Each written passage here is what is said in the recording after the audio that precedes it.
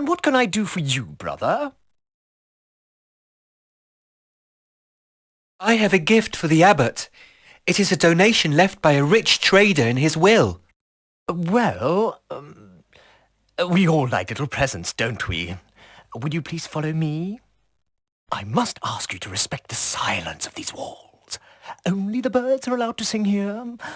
The little birds. How I love those delicate creatures of God. Mm.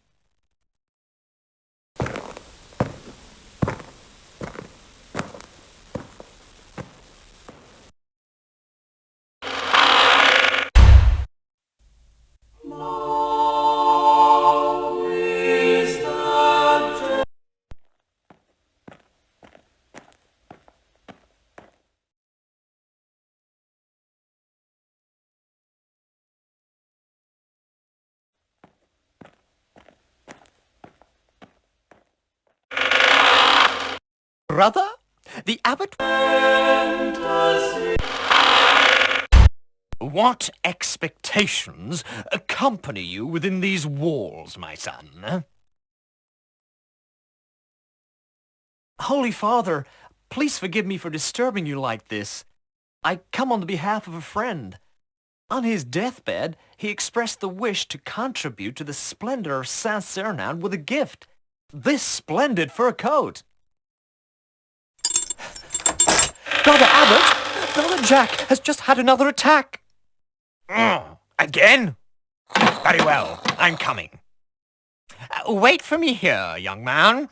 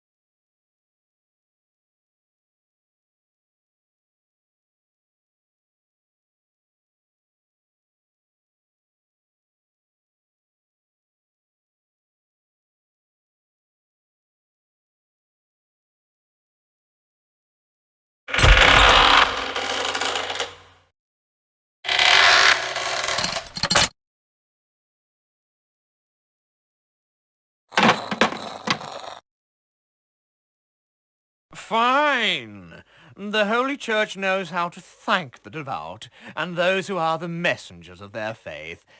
These small attentions are often the key to heaven. How could I?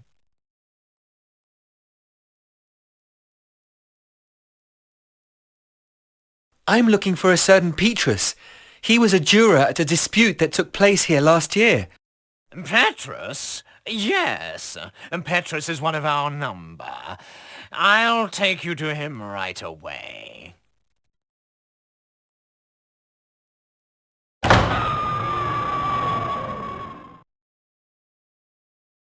Ouch!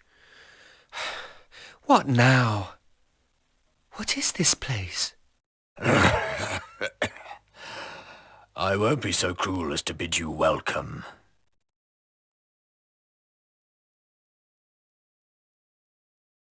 Why are you hiding in the dark? I am not hiding. I am preparing myself. And darkness is not an absence of sunlight. Darkness is wherever Yahweh is not. What's a pious man like you doing rotting in jail? Preparing yourself, you said? Yes, I am preparing to meet my paraclete.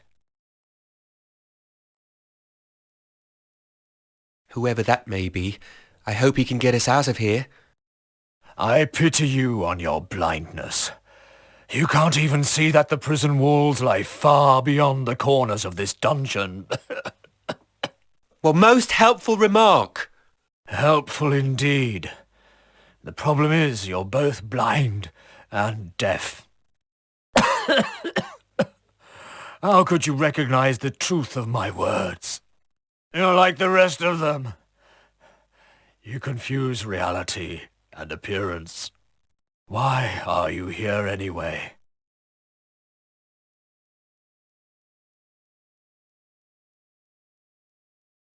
I have been desperately searching for a man called Petrus. I know a Petrus, a fine man. He's a close and trusted friend of our beloved Raymond. He lives at the court.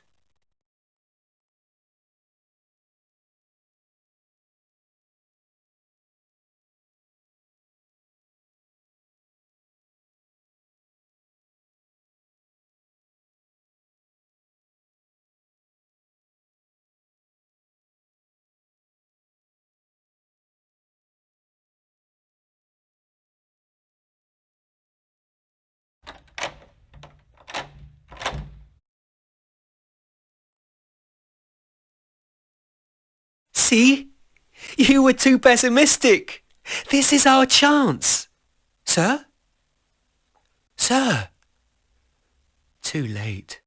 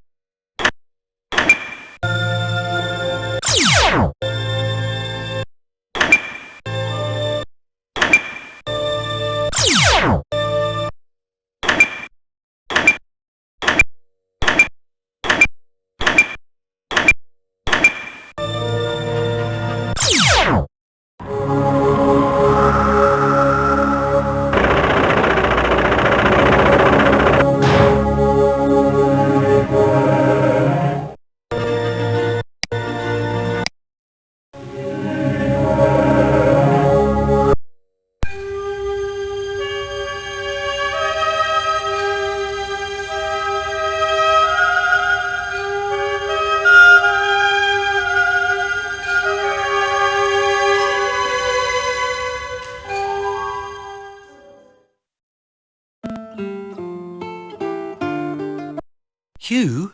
Fair lady? I'm glad to see you here. Simon! What are you doing here? Did you find your friend in Toulouse? No, I haven't yet. That's why I'm here, to look for him. What about you? Will you be performing tonight? Yes, we should, but we're at our wits' end.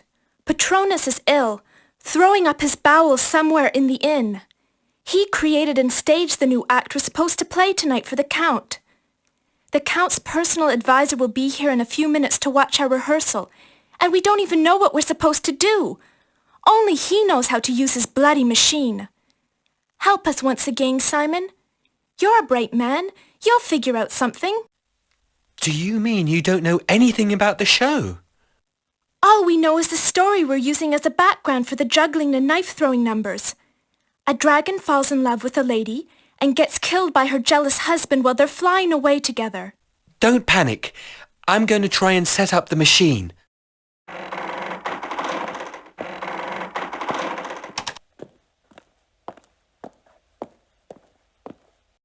Good evening, travellers. So let me see what performance you have for us tonight. For sure, noble lord. Could you wait a few seconds?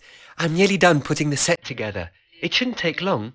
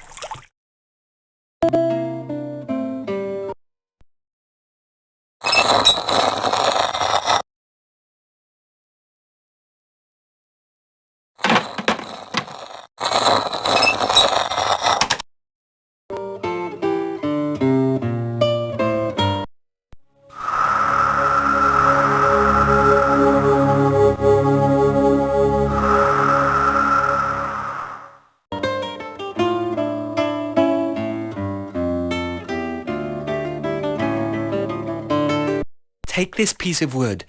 It will be the dragon's heart. Isabeau, please take this rope and tie it. Where to? To these rings.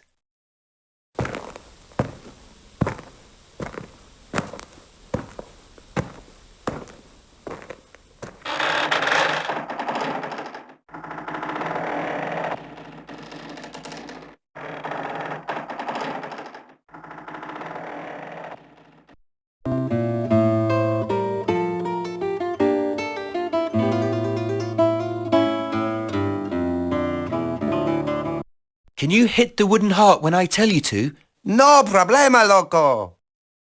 My lord, the play may start. Hear the sad tale of Fafnir the dragon.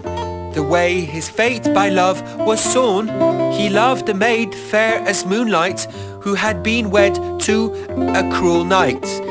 The maid soon heard about the tale.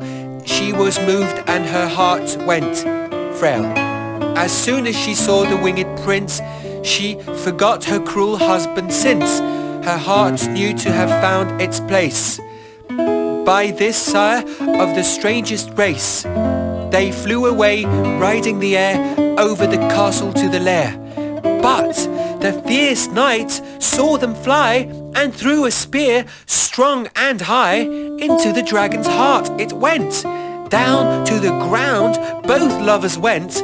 This was the story of poor Fafnir, a dragon who died without a tear.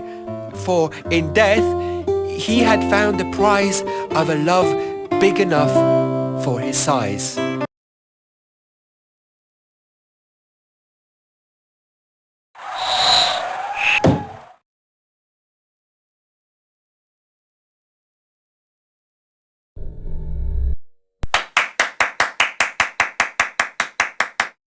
Bravo! It's good, it's excellent.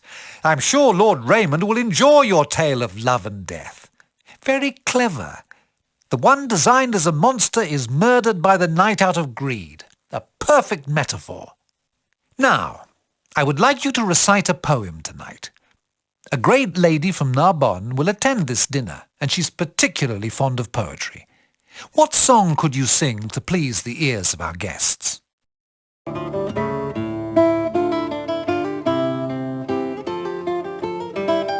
When days are long in the month of May, I love to hear the song of fairway birds. And when my mind wanders from where I stay, I recall one fairway love.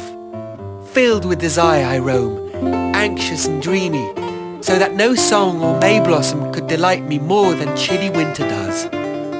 Never love shall I enjoy if I never enjoy this fairway love. For I do not know any lady nobler or better than her in any place close or distant. So pure and perfect is her virtue that in the land of Saracens I would gladly be a prisoner for the sake of her. Utterly delightful. Young man, you are a gallant soul. You and your troupe are welcome to perform tonight. You even deserve a special reward. What could I do for you, lad?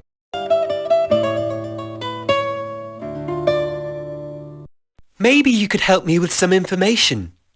I am looking for a certain Petrus. Petrus? Yes, indeed. I happen to know him personally. Could you then tell him that Simon de Lonqueroy is desperately looking for him? Despair no more, Simon. You have found the one you are looking for. I am Petrus. You are? I was waiting for you, Simon. Come, follow me. You deserve an explanation. I was waiting for you, Simon. Did you have trouble finding me? That's one way of putting it. I don't ask you to understand now, but maybe it is better that way. Now that you come to mention it, there are quite a few things I don't understand. Ask me. I'll do my best to satisfy your curiosity. I nearly got killed because of a few pages covered with unreadable words. My father taught me the importance of words, but he never told me they were worth dying for. Words are not worth dying for, but sometimes they convey an idea that is. This manuscript represents the last chance for the tradition to accomplish your father's life work.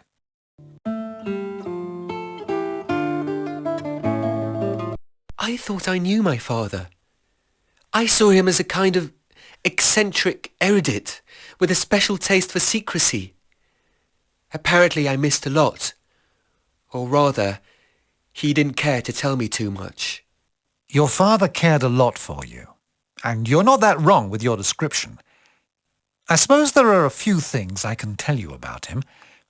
He used to be a very close friend of mine. Your father was the leader of a secret order called the Tradition, to which I belong, as do many others across many borders. I'm not allowed to tell you anything about us except that we are working for a better understanding of man. You may one day be called upon to learn everything there is to know, but that will depend on a decision you will have to make soon. What is the problem between Raymond and Innocent? The Catars, of course. Innocent has contained his wrath for a long time because Raymond comes from a long lineage of champions of the Church. His ancestors were among the first to answer Boniface's call to the Crusades. Unfortunately, Innocent has now decided that this heresy must perish in fire. Raymond has protected them in silence for too long. The main problem for Innocent is to persuade Philippe to march against the south.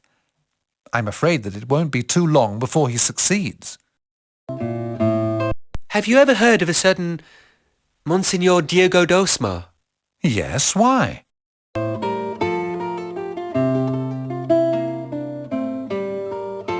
Because he's been sent to question a certain Mark. Who is he anyway? Is he the same tall guy that used to visit us from time to time at the farm? Probably. Mark is a valorous Templar. I haven't seen him since he left for the Crusades. I thought he was dead until now. What makes you think otherwise? Your presence. He was given the task of bringing back the manuscript. Evidently he delivered it to your father. I can only wonder where he is now. On that point I can teach you something. He is being held prisoner in his own castle, somewhere in Aragon. May God protect him.